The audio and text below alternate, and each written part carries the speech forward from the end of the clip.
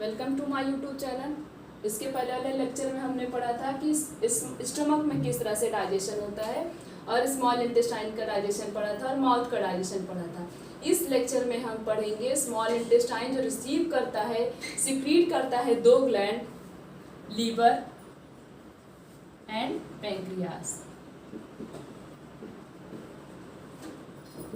Liver और pancreas के बारे में पढ़ेंगे कि लीवर और पैंक्रियास कौन सा एंजाइम सिक्रीट करता है और किसके डाइजेशन में हेल्प करता है। लीवर सिक्रीट करता है बाइल। लीवर क्या सिक्रीट करता है? बाइल सिक्रीट करता है। बाइल ग्रीनिश येलो लिक्विड होता है। किस कलर का होता है?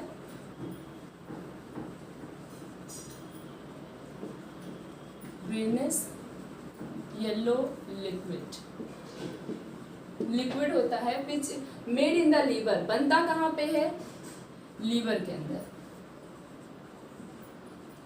मेड इन द लीवर, बनता लीवर के अंदर है, पर स्टोर कहाँ पे होता है?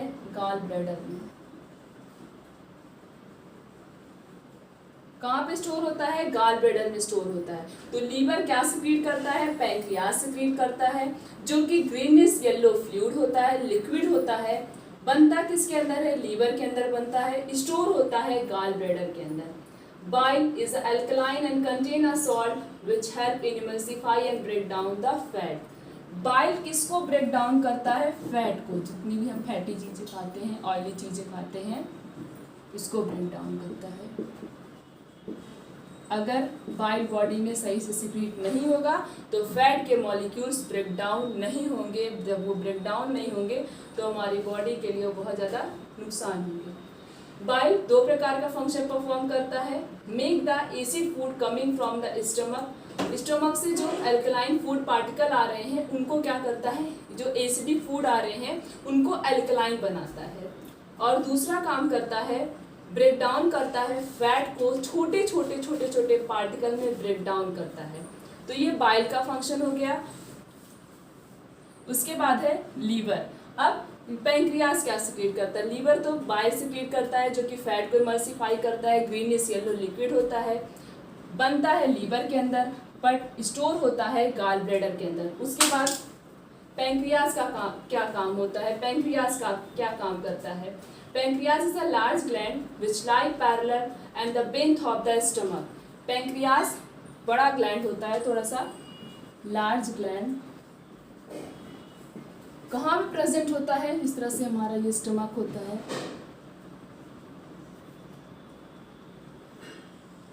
इस तरह से होता है, तो यहीं पे हमारा पैंक्रियास प्रेजेंट होता है। इसीलिए बोला गया है इसकी बेंथ में प्रेजेंट होता है। इस तरह से होता है पैंक्रियास। हमारा लीफ लाइक स्ट्रक्चर थोड़ा सा होता है, तो जहाँ पे हमारा स्टमक होता है वहीं पे हमारा उसके बेंथ में पैंक्रियास प्रेजेंट होता है। पैंक्रियास सिक्रीट क्या करता है? पैंक्रियाटिक जूस सिक्रीट करता है। क्या सिक्रीट करता है pancreas? Pancreatic juice.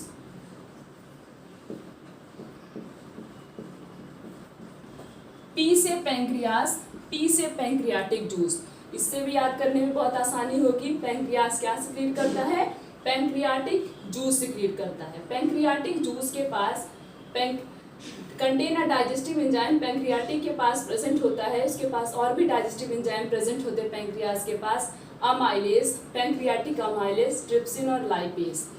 Pancreatic juice के पास क्या क्या होता है?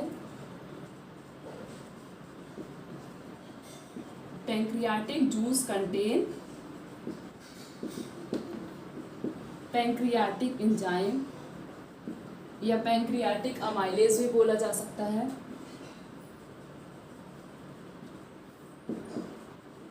ट्रिप्सिन। और क्या प्रेजेंट होता है पैंक्रियाटिक जूस के पास? Lipase.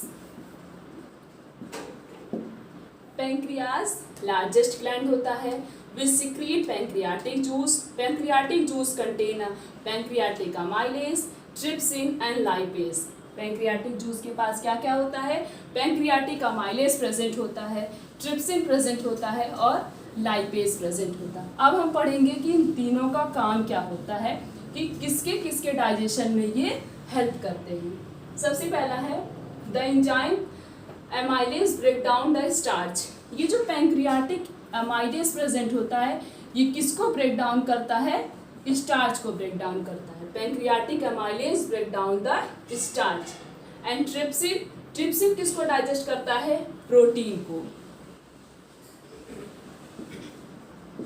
Trypsin digest protein. Trypsin किसको डाइजेस्ट करता है? प्रोटीन को डाइजेस्ट करता है। उसके बाद लाइपेज, लाइपेज किसको ब्रेक डाउन करता है या इमल्सिफाई करता है? फैट को।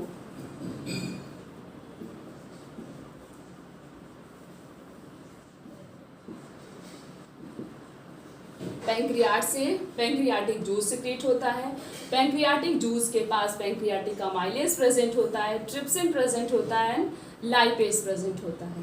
पैंक्रियाटिक अमाइलेज किसको डाइजेस्ट करता है? स्टार्च को डाइजेस्ट करने में मदद करता है। ट्रिप्सिन किसको डाइजेस्ट करता है? ट्रिप्सिन प्रोटीन के डाइजेशन में हेल्प करता है।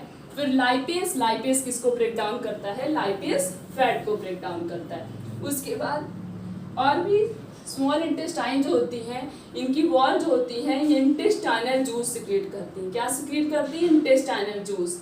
इंटेस्टाइनल जूस का काम क्या होता है? ये कार्बोहाइड्रेट, ग्लूकोज, प्रोटीन, इन सबको ब्रेक डाउन करते हैं। किस में ब्रेक डाउन करते हैं? छोटे छोटे पार्टिकल में ब्रेक डाउन करते हैं। तो अब पूरी तरीके से डाइजेशन कंप्लीट हो गया कि किस तरह से डाइजेशन होता है, कौन सा एंजाइम किसको इमल्सिफाई करता है, किसको ब्रेक डाउन करता है और कौन सी चीज़ कहाँ पे ब्रेक डाउन होती है। उसके बाद हम पढ़ेंगे एब्जॉर्प्शन।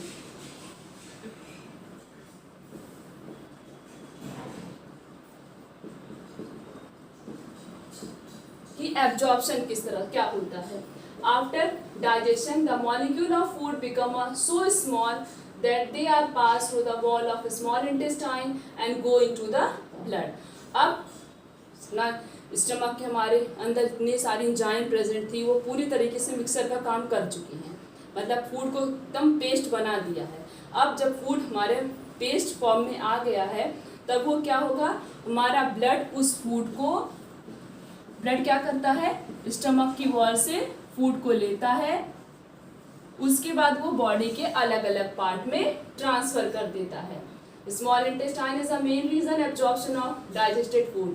सबसे ज़्यादा डाइजेशन, मोस्ट डाइजेशन, ये पूछा जाता है, सबसे ज़्यादा डाइजेशन कहाँ पे होता है? स्मॉल इंटेस्टाइन में होता है। किस में होता है? स्मॉल इंटेस्टाइन में सबसे ज़्यादा डाइजेशन होता है। स्मॉल इंटेस्टाइन के पास विलाई प्रेजेंट होता है, मिलियन ऑफ विलाई प्रेजेंट होते हैं, मिलियन ऑफ विलाई प्रेजेंट होते हैं। अब विलाई होता क्या है? हायर क्लासेस बहुत अच्छे से है, इसमें छोटा सा है कि होता क्या, बस ऐसे शॉर्ट फॉर्म में पढ़ लेते हैं। फिंगर लाइक प्रोजेक्शन,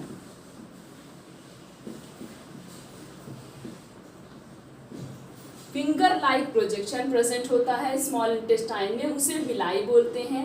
अब विलाई का काम क्या होता है? ये एब्जॉर्प्शन के एरिया को इंक्रीज करता है। पूरा सेंटेंस लिख देते हैं, increase the absorption area. Small intestine की एब्जॉर्प्शन एरिया को कौन इंक्रीज करता है? विलाई इंक्रीज करता है। Million of villi, finger like projection होता है, million of villi small intestine में प्रेजेंट होते हैं। इसी वजह से स्मॉल इंटेस्टाइन में सबसे ज़्यादा डाइजेशन होता है। अब फूड पूरी तरीके से डाइजेस्ट हो गए, ब्लड क्या करता है? उसे हमारी बॉडी के अलग अलग पार्ट में ट्रांसफर कर देगा। उसके बाद नेक्स्ट है एसिमिलेशन।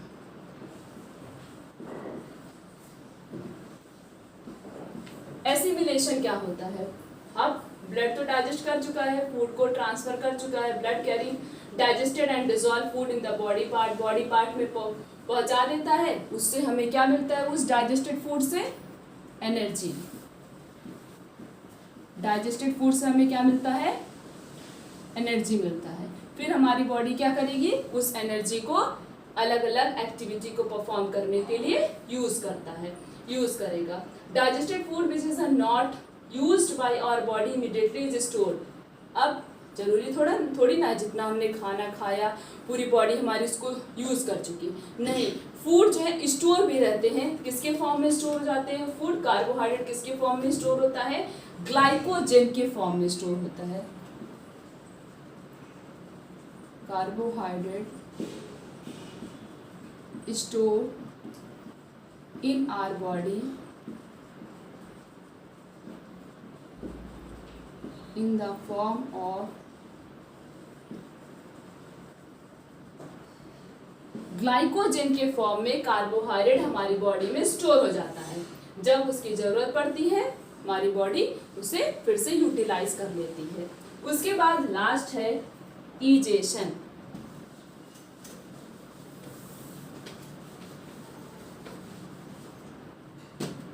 नेक्स्ट है egestion. What is egestion? Egestion होता क्या है? A part of the food which we eat cannot be digested. हम खाना खाया, सारी चीज़ तो डाइजेस्ट होती नहीं है, तो जो अनडाइजेस्टेड फूड है वो स्मॉल इंटेस्टाइन में नहीं रहता, वो किस में जाता है? लार्ज इंटेस्टाइन में जाता है। तो क्योंकि अभी तक हम लोग ने लार्ज इंटेस्टाइन का कोई काम नहीं पढ़ा, फंक्शन नहीं पढ़ा, अब हम इसमें पढ़ेंगे कि लार्ज इंटेस्टाइन का काम क्या होता है। Undigested food were enter into large intestine। Undigested food किस में इंटर करता है? लार्ज इंटेस्टाइन में इंटर करता है। लार्ज इंटेस्टाइन से ये फूड किस में आता है? रेक्टम में आता है। फिर उसके बाद उसी में स्टोर रहता है। उसके बाद जब हम कभी भी वॉशरूम जाते हैं तो वो क्या होता है? अनडाइजेस्टेड फूड हमारी बॉडी से बाहर निकल जाता है, रिमूव हो जाता है। तो ये 5 स्टेप हमने पढ़े कि किस तरह से ह्यूमन बीइंग के अंदर डाइजेशन होता है, किस तरह से उसके बाद वो अनडाइजेस्टेड फूड बॉडी से बाहर निकलता है, किस तरह से हमें एनर्जी मिलती है, फिर वो फूड जो डाइजेस्ट नहीं हुए हैं वो कहाँ जाते हैं? लार्ज इंटेस्टाइन से रेक्टम में जाते हैं, फिर एक समय के बाद वो बॉडी से बाहर निकल जाते हैं। तो ये 5 स्टेप था ह्यूमन डाइजेस्टिव सिस्टम का। उसके बाद अगले लेक्चर में हम पढ़ेंगे डेंटल केयर्स के बारे में कि डेंटल केयर क्या होती है, दांतों की किस तरह से हमें केयर करनी चाहिए। तो नेक्स्ट लेक्चर को देखने के लिए हमारे चैनल को सब्सक्राइब करना मत भूलिएगा।